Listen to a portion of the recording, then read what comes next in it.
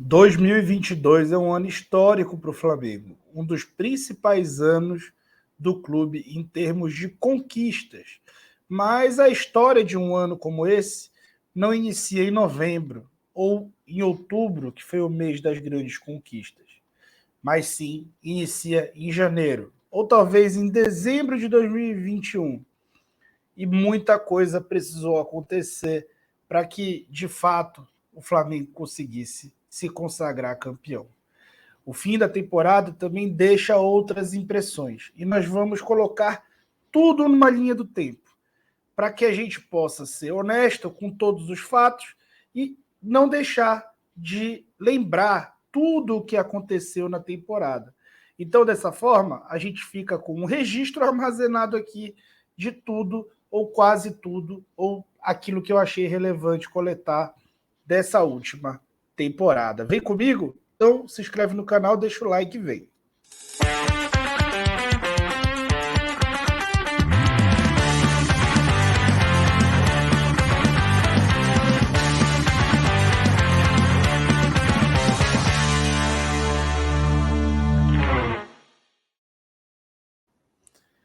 Esse vídeo ele é um pouco mais jornalístico, se é que eu me atrevo a dizer.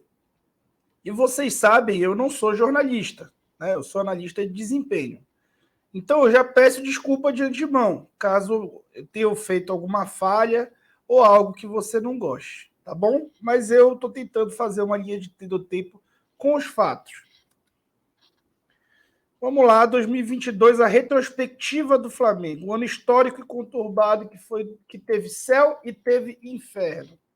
O ano começa em 21, em dezembro, dia 26 de dezembro, o Flamengo anuncia, né, o Flamengo fecha o acordo com o Paulo Souza. Paulo Souza chega ao Rio e se apresenta ali ao Gabigol no início de janeiro. E lá, ainda em janeiro, no dia 20/1, o elenco, vazam-se informações de que os treinamentos do Paulo Souza são similares aos do Jorge Jesus e que os jogadores estavam impressionados com aquela qualidade. Em fevereiro, acontece finalmente a primeira partida do time titular com o Paulo Souza, no dia 2 de fevereiro. E foi o início com uma vitória por 3-0, onde ele se disse muito satisfeito, mas como é de seu perfil, já fez uma certa crítica. Ó, excelente o grupo, muito disponível para o trabalho, muito divertido, muito empático, muita vontade de levar isso para o jogo. Ou seja, elogios rasgados ao grupo. Muito satisfeito com os treinos do que foi transferido para o jogo. Na última parte, poderíamos ter controlado mais, poderíamos acelerar mais, mas tivemos a precipitação. Poderíamos ter mais controle, mesmo assim tivemos inúmeras chances. De todo modo, ali são elogios, né? Primeiro ele recebe um elogio em janeiro, ele dá um elogio na estreia em fevereiro. E aí tem o primeiro clássico contra o Fluminense, no dia 6 de fevereiro, 4 dias depois. O Flamengo perde o jogo para o Fluminense e o Paulo Souza fala: alguns jogadores não entenderam o que eu pedi. Tá? Isso é o jeito dele aí, sincerão, de falar. A escalação daquele jogo, só para a gente ter uma noção do time, né?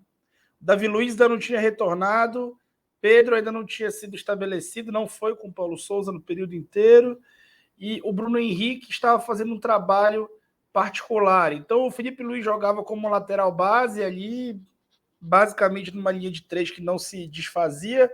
Gustavo Henrique, Léo Pereira, Felipe Luiz, Rodinei, William Arão, Diego, Andreas Pereira, Everton Ribeiro de ala à esquerda, mas isso não era uma ala, já falei muito para vocês, era uma meia esquerda, Gabriel e de Arrascaeta. Vocês podem ver como o time bem mudado, né? E aí, ainda em fevereiro, o Flamengo não é campeão da Supercopa do Brasil. A Supercopa do Brasil ali, o Flamengo fez um bom jogo contra o Atlético. Muita gente elogiou, vira o jogo ali, mas perde numa sequência de muitos pênaltis. Vejam aí como o time teve as melhores chances, né? 5 grandes chances de gol contra uma somente do Atlético, 3 grandes chances perdidas. Fora nas penalidades, a quantidade de match points que teve ali e não aproveitou, tá? Então, é um time que pôde ter vencido, mas não venceu, e aquilo foi também minando a confiança com o trabalho, não só a confiança externa, como a interna. E naquele jogo ele não utilizou o Pedro não entrou, né? A única final, desde que o Pedro chega ao Flamengo, que ele não entrou no clube, no time, tá? Pela Libertadores 2021 ele entra na prorrogação, que também é um absurdo, mas ele não entrou no jogo aí, em momento algum, contra o Atlético, e até veio falar disso agora no fim do ano. E aí, em fevereiro ainda, já era notado dentro do Flamengo que precisava de um goleiro, né? O Hugo já acumulava falhas, né? E aqui o Mauro, botei um texto do Mauro, uma manchete que as falhas do Hugo faziam o Flamengo naquele momento, 22 de fevereiro, procurar um novo goleiro. Em março, explodiu a história do Palmeiras, né? E aí os diversos comentários, o Pedro tá infeliz, a mãe do Pedro chorou, e agora, por sinal, foi entrevistada aí, eu acho bem correta a apuração do pessoal do Globo, foi entrevistada para falar que agora chora de felicidade e tudo mais, a bola tava quicando, precisava ser chutada mesmo, e o Palmeiras tentou oferecer 130 milhões pelo Pedro, né? E o Flamengo não aceitou. Em março, ou seja, o Everton Ribeiro jogou de ala aspas, né? Meia esquerda por 40 dias, porque em março ele já ele falava que estava se adaptando, o Paulo Souza elogiava, e ainda em março eles conversaram, né, no dia 12 de março, e o Everton Ribeiro teve a iniciativa de conversar profissionalmente com o Paulo Souza, e contra o Bangu, no dia 12, numa goleada de 6-0, tá? Num ótimo jogo que o Flamengo fez, o Everton Ribeiro já jogou, né, de meia direita ali atrás do atacante, que era o Gabriel. Então o Flamengo, ainda no dia 12 de março, 40 dias depois da estreia, já não tinha mais o Everton Ribeiro de ala, tá? E aí o Flamengo foi à final com vitórias sobre o Vasco, vitórias não convincentes. O Zé Ricardo fazia um sistema defensivo bem interessante, e aí não saía de trás, né? E aí o Flamengo fazia o gol e era um pouco mais pragmático, aquilo também deixava a torcida ansiosa e também minava um pouco o trabalho, e com razão, né? A torcida queria um jogo de maior imposição, e o Flamengo acabou não entregando naquelas semifinais. O time ali das semifinais foi esse aí, o Everton Ribeiro, inclusive, no banco. E aí chega a final. Eu coloquei a manchete aqui do placar, o Cano marca 2 vezes e o Fluminense bate o Flamengo na primeira final. E aí no texto ele fala, o Fluminense teve dificuldade na criação e não incomodou o goleiro Hugo Souza, enquanto o Flamengo criou inúmeras chances com Marinho e Davi Luiz. O tricolor, no entanto, foi prejudicado um gol mal anulado, num impedimento inexistente de Cano na origem da jogada. E aí, porque o lance foi parado antes da conclusão, não pôde ter análise do VAR. O primeiro gol saiu aos 37 minutos, quando o Léo Pereira falhou e perdeu a bola para Arias, que tocou para Germancano, ganhou a disputa com o Felipe Luiz e finalizou. E aí, minutos depois, no contra-ataque, o Cano fez o segundo gol, ou seja, o Flamengo acabou dos 37 aos 45, ali em 7, 8 minutos e 8 minutos, entregando um resultado para o Fluminense num jogo que tinha sido melhor, né? E ali parece ter perdido, porque logo na saída o Felipe Luiz fala que o time precisava ter química, talvez falte um pouco de química. Declaração que foi repercutida demais. E aí, gente, o Flamengo tinha acabado de acertar com o Ayrton Lucas, né? Ayrton Lucas da mesma posição do Felipe Luiz. E o Flamengo não tinha acabado de anunciar a contratação do Ayrton Lucas por empréstimo, né? E ele já estava chegando. Aqui uma matéria do MRN que fala que a torcida do Flamengo reagiu a um vídeo, que é esse vídeo de autoria do William Godoy, que foi no estádio e fez, um vídeo mostrando jogadores ignorando as instruções do Paulo Souza. Né? E aí vários espaços concedidos no segundo jogo da final contra o Fluminense, onde o Flamengo não jogou absolutamente nada e gerou uma série de irritações na internet e talvez o levantamento de algumas suspeitas sobre a forma como o time aderia ao trabalho. Tá? E aí o Flamengo acelerou e, mediante as falhas do Santos, as falhas do Hugo, acelerou e contratou o Santos no dia 1 de abril, e não foi mentira, né? Dia 1º de abril ele chegou ao Rio para assinar.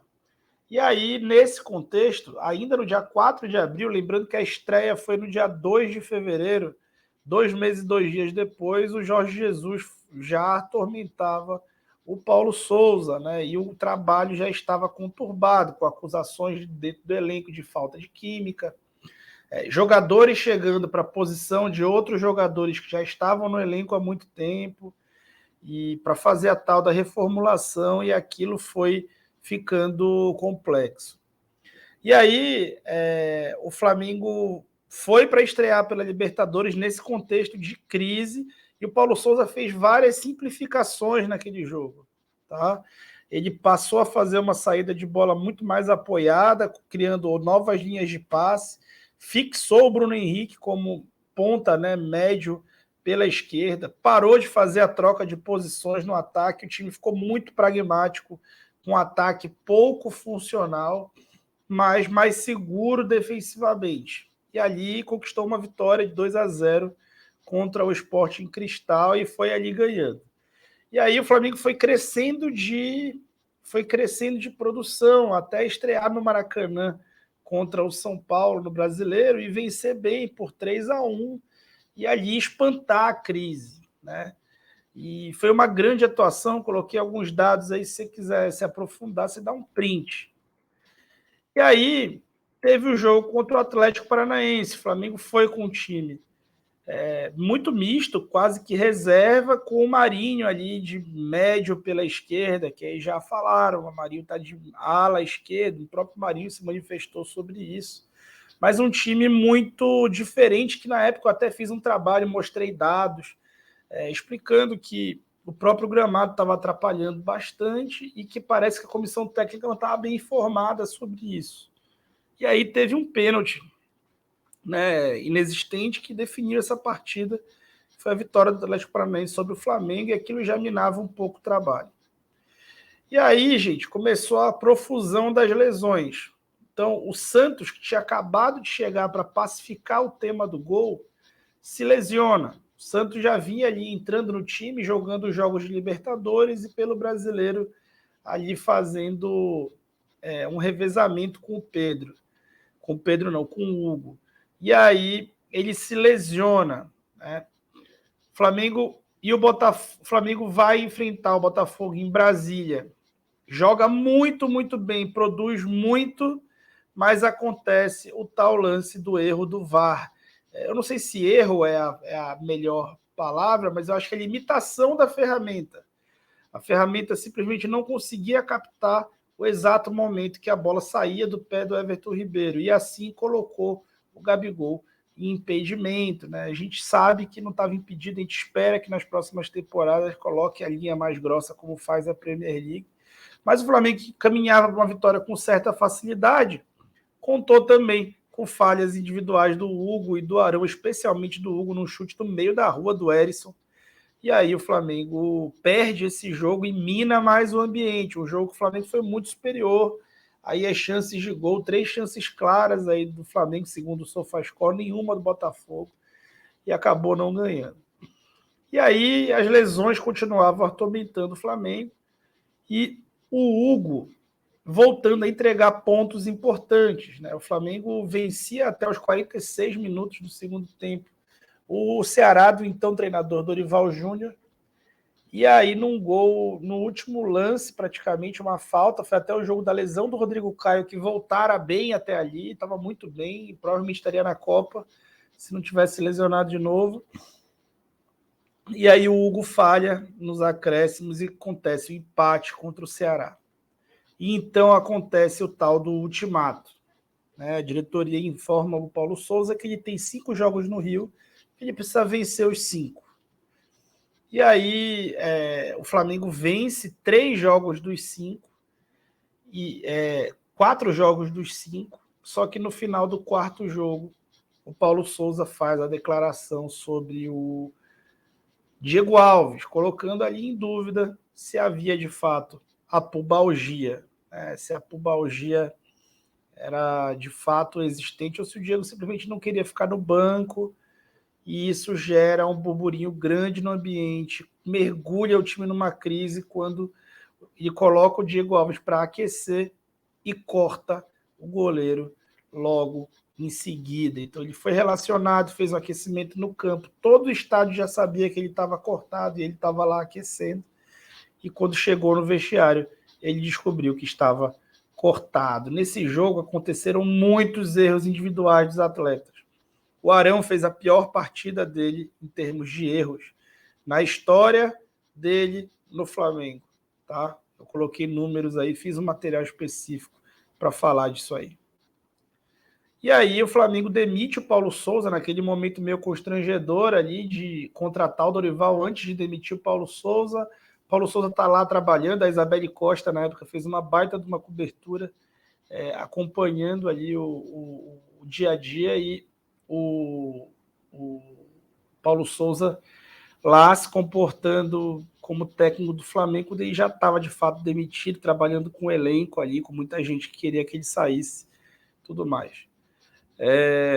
E aí, o primeiro mês do Dorival, ele marca uma sequência inicial de derrotas, né, contra a Inter e 2 contra o Atlético Mineiro, intercaladas por uma goleada contra o Cuiabá, e aí chega o 7-1 contra o Tolima, né, que já coloca o Pedro como centroavante titular ali. A titularidade do Pedro talvez tenha começado contra o Santos, né, pelo Campeonato Brasileiro, ou contra o Juventude em casa, ou seja, já numa reta, já depois de iniciado o trabalho do Dorival, e aí ele encaixa esse losango e o Flamengo consegue fazer uma goleada. Depois tem o jogo que talvez tenha sido o grande ponto de inflexão dessa temporada, que é o jogo do inferno, onde o Gabigol incita toda a torcida do Flamengo a ir para o estádio e fazer aquele ambiente, um inferno para o Atlético Mineiro. O Flamengo faz a melhor atuação dele na temporada e elimina o Clube Mineiro. E aí acontece o mês de agosto. No mês de agosto, o Flamengo tem um aproveitamento espetacular, né? E colocando time B e time A para jogar e sendo muito competitivo, vencendo jogos aí de semifinais de Libertadores e Campeonato Brasileiro, jogos de ida fora de casa, apesar da má atuação contra o São Paulo, uma atuação de gala contra o Vélez. E em setembro ele confirma isso aí, só que tem uma queda de rendimento muito clara, né? Desde ali de que o time decide não colocar os titulares contra o Palmeiras pelo Brasileiro, perde contato ali com a liderança logo em seguida, e aí começa a ter uma certa acomodação, porque os resultados eram muito bons já, e aí o Flamengo já entrou num modo esperando a final, né? Para piorar, o time B foi desfalcado do Lázaro e demorou muito tempo até encontrar o Matheus França, que ainda não o substituiu à altura. E aí, em outubro, as conquistas. Primeiro, um bom jogo do Flamengo, controlador contra o Corinthians em Itaquera. Depois, um título com muita sorte e pouco juízo, né? No Rio de Janeiro, mas uma conquista, né, contra um adversário fortíssimo. Depois a conquista principal da temporada contra o Atlético Paranaense, da Copa Libertadores.